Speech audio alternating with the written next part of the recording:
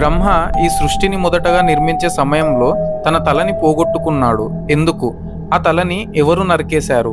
ఆ తల ఇప్పుడు ఎక్కడ ఉంది? అసలు బ్రహ్మకి ఎన్ని తలలుండేవి? అసలు బ్రహ్మ కపాలం అంటే అర్థం ఏంటి? భూలోకంలో బ్రహ్మకి అసలు గుడి కానీ పూజలు కానీ ఎందుకు లేవు? ఇలాంటి చాలా ఆసక్తికరమైన విషయాలను ఈ వీడియోలో చెప్తాను. చాలా ఇంట్రెస్టింగ్గా ఉంటుంది. స్కిప్ చేయకుండా వీడియో పూర్తిగా చివరి వరకు చూడండి. అలాగే ఈ ఛానల్లో అప్లోడ్ చేసిన ద్రౌపది పూర్వజన్మ రహస్యం అనే వీడియోకి లైక్స్ కామెంట్స్తో సపోర్ట్ చేసిన విధంగా ఈ వీడియోని కూడా సపోర్ట్ చేస్తారని అనుకుంటున్నాను. సో ఈ వీడియోని తప్పకుండా లైక్ చేసి ఒపీనియన్ అనేది కమెంట్ చేయండి. సో అలా లైక్ అండ్ కమెంట్ చేయడం వల్ల మాకు ఇంకా వీడియోస్ చేయడానికి కాన్ఫిడెన్స్ వస్తుంది. ఇంకా వీడియోలోకి వెళ్తే బ్రహ్మ త్రిమూర్తులలో ఒకడు. బ్రహ్మపురాణం ప్రకారం బ్రహ్మ మనువు తండ్రి. మనువు నుండే మనుషులంతా పుట్టారు. మనుషులంతా మనువు వారసులే అని చెప్పవచ్చు. ఇంకా బ్రహ్మ తల వెనకాల ఉండే రహస్యం ఏంటో తెలుసుకుందాం. బ్రహ్మకి వాస్తవానికి ఉండేవి 4 తలలు కాదు, 5 తలలు. అయితే బ్రహ్మ సృష్టిని నిర్మించే సమయంలో తన శరీరంలోని కొంత భాగాన్ని చీల్చి శతరూప అనే స్త్రీని సృష్టించాడు. శతరూప అంటే 100 రకాలుగా అందంగా కనిపించే స్త్రీ అని అర్థం.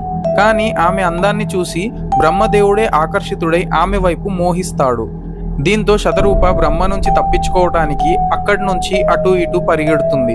కానీ బ్రహ్మ తన 5 తలలను ఒక్కో వైపు పెట్టి చూస్తూ ఆమెని పట్టుకుంటాడు. తర్వాత బ్రహ్మకి తనే గొప్ప, తనే సృష్టి నిర్మాణానికి కారణం అనే గర్వం ఏర్పడుతుంది. కానీ బ్రహ్మ ప్రవర్తన మిగతా దేవతలని బాధించేది. దీంతో దేవతలంతా శివుణ్ణి ప్రార్థిస్తారు. ఇదంతా విన్న శివుడు బ్రహ్మతో, బ్రహ్మ, నీ శరీరం నుంచి సృష్టించిన స్త్రీ నీకు కూతురు లాంటిది. అలాంటి స్త్రీని మోహించావు, అది కూడా ఆమె ఇష్టానికి వ్యతిరేకంగా అని చెప్పి కోపంతో శివుడు బ్రహ్మ యొక్క 5వ తలని నరికేస్తాడు. అలాగే బ్రహ్మకి ఎక్కడా కూడా గుడి కానీ పూజలు కానీ చెయ్యరని శపిస్తాడు. దీంతో బ్రహ్మ అహంకారం అణుగుతుంది. బ్రహ్మదేవునికి పూజలు చేయకపోవడానికి ఇంకో కారణం కూడా చెప్తారు. అదేంటంటే పూర్వం లోక కళ్యాణం కోసం మహర్షులంతా కలిసి యజ్ఞం చేయాలనుకొని త్రిమూర్తులలో గొప్పవారెవరో కనుక్కోమని భృగు మహర్షిని పంపుతారు.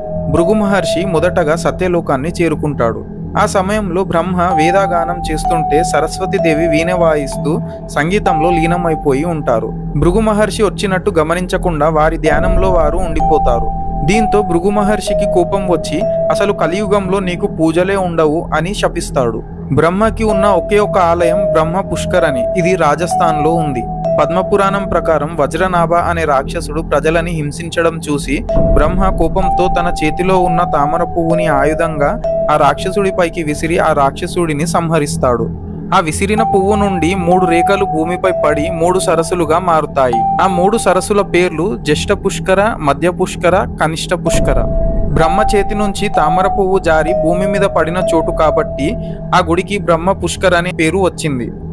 ఇంకా ముందు స్టోరీలోకి వెళ్తే శివుడికి బ్రహ్మతల నరకడం వల్ల బ్రహ్మ హత్యా పాతకం అంటుకుంటుంది. దీంతో బ్రహ్మ కపాలం శివుడి చేతికి అంటుకపోతుంది. బ్రహ్మ కపాలం అంటే బ్రహ్మ యొక్క తల అని అర్థం. మనకి సాధారణంగా చిత్రాల్లో శివుడు చేతిలో ఒక పుర్రెతో కనిపిస్తాడు.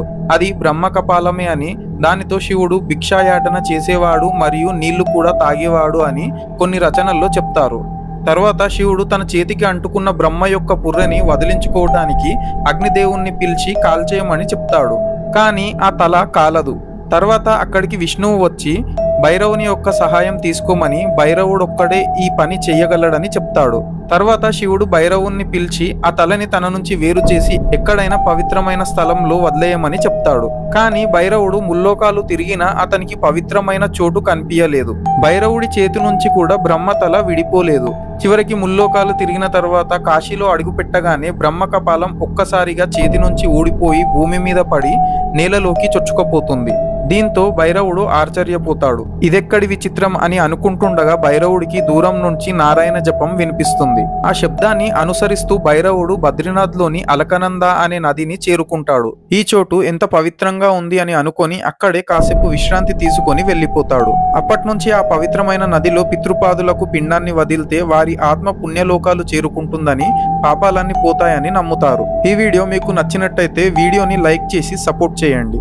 ఇంకా ఫ్యూచర్లో ఈ ఛానల్లో చాలా రకాల ఇన్ఫర్మేటివ్ వీడియోస్ అనేవి పెట్టడం జరుగుతుంది. Like health related, politics related, Mahabharatam related. So ఏ వీడియో కూడా మిస్ కావద్దంటే ఈ ఛానల్ని సబ్స్క్రైబ్ చేసుకోండి.